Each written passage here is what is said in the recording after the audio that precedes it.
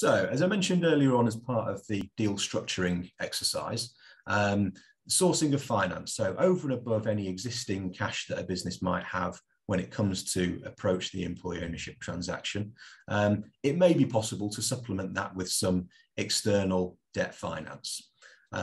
Now, as Oliver mentioned, his sort of opening gambit, this structure and the legislation that supports it has really been around since 2014, so not an insignificant period of time.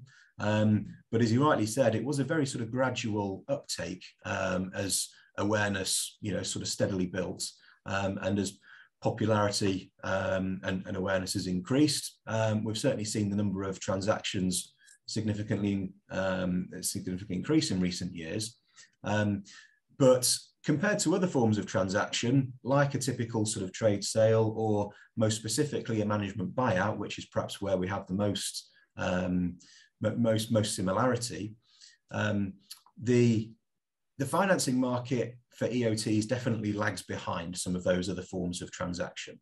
It's not to say that raising finance can't be done, but in our experience, we think there probably are still fewer players. Some finance houses are still sort of getting used to the concept a little bit.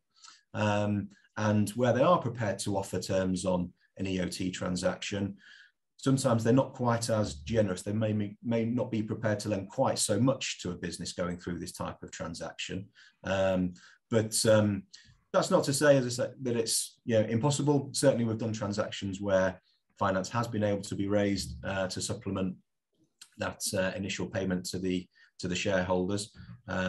But be aware, obviously, that if we do go and raise finance to put some increased funds into the shareholders on day one, that will ultimately mean that the deferred consideration will naturally have to rank behind what any funders are putting into the deal at the outset.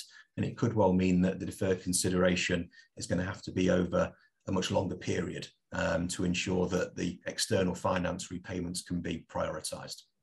And again, one thing that I'll come back to a little bit later on is this point around due diligence, and just be aware that sometimes in these transactions, an external finance provider may look for some specific due diligence before they're prepared to lend.